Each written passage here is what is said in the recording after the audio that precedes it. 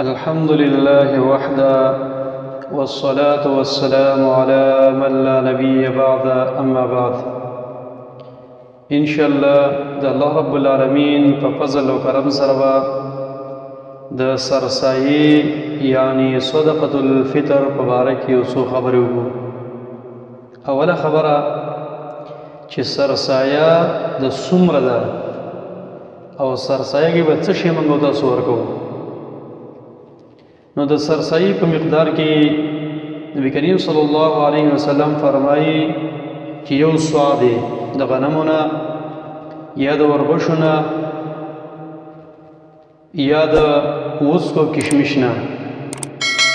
کله چې موږ تاسو د هغې وزن وکړو نو د راجح قول مطابق تقریبا 2 کیلو او 400 ګرامه جوړېږي. که یو انسان 2.5 کیلو ورکړي لا ښه ده، بهتره ده. انسان د اجر په دې باندې ډېر زیات میلاویږي. او انسان به څه شی ورکوي؟ نو په دې کې قوت البلد راغلی دی. په ښار کې چې کوم عام خوراک خلک کوي هغه ته ورکولی شي، لکه اوړه، غنم، وریجې، دال، لوبې، هر یو شیز به هغې انسان ورکولی شي. که انسان وغواړي چې زه اوړه ورکوم څومره به ورکوي؟ نو 2 کیلو او 400 ګرامه د یو کس په سر باندې راځي. که وغواړي زه وریجې ورکوم نو د یو کس په سر باندې 2 کیلو او 600 ګرامه راځي. که وغواړي کجورې ورکوم نو د یو کس په سر باندې 2 کیلو کجورې راځي. او که غواړي زه وڅکي ورکوم نو تقریبا 2 کیلو او 400 ګرامه د یو کس په سر باندې هغه راځي. بیا بله خبره دا ده، دویمه خبره چې صدقة الفطر په چا باندې واجب ده، څوک به ورکوي؟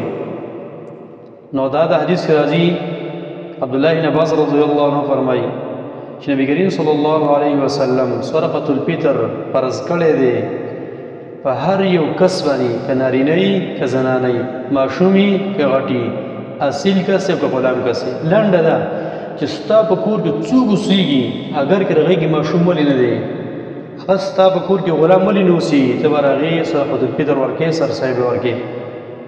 درېیمه خبره، صدقة الفطر به چا له ورکوې؟ نو په دې کې اختلاف شته. څوک خو وایي هغه 8 قسمه خلکو له به ورکوې، کومو خلکو له چې زکات ورکولی کېږي. راجح قول په دې کې دا دی، د حقیقي قول چې دا د غریب سړي حق دی، دا به غریب کس ورکولی کېږي. ده څلورمه خبره چې د صدقة الفطر صحیح وخت کوم دی؟ نو صحیح وخت د هغې دا دی چې د اختر په ورځ باندې کله چې سهار منځ وشي د دغه وخت نه ونیسه تر دې پورې چې د اختر منځ نه وي شوی. کله چې د اختر منځ وشو بیا د هغې نه بعد کې انسان ورکوي، د عامه صدقه ده. ځکه حدیث کې راغلی دي، نبی کریم صلی الله علیه وسلم فرمایي فمن اداها قبل الصلاة فهي زکاة مقبوله. کوم انسان چې صدقة الفطر د اختر د منځ نه مخکې ورکړو نو دا فهي زکات مقبوله، دا زکات دی قبول شوی، مطلب دا صحیح سرسایه ده، صحیح صدقه ده. ومن اداها بعد الصلاة فهي صدقة من الصدقه. که یو انسان د اختر د منځ نه وروسته ادا کړه، نبی کریم صلی الله علیه وسلم فرمایي چې دا بیا عامه صدقه ده، د عامو صدقاتو نه. ولې په بخاري کې او دغه رنګه بعضې نور روایت شته دی چې په هغې کې دي چې صحابه کرامو به د اختر نه 1 ورځ یا 2 ورځې مخکې ورکوله. د هغې قول تحقیق دا دی، ابن حجر رحمه الله په فتح الباري کې فرمایي چې صحابه کرامو به د اختر نه 1 ورځ یا 2 ورځې مخکې صدقه ورکوله، د صدقة الفطر سرسایه. نو دا به غریبانان له نه ورکوله، بلکې دا به هغه کسان له ورکوله کوم چې به د صدقة الفطر یعنې سرسایي په راغونډولو باندې مقرر شوي او هغو ته به راغونډوله. بیا به د اختر په ورځ باندې هغه خلکو په غریبانانو باندې بېرته تقسیموله. بله خبره چې په صدقة الفطر کې نغدي روپۍ ورکولی شي که نه؟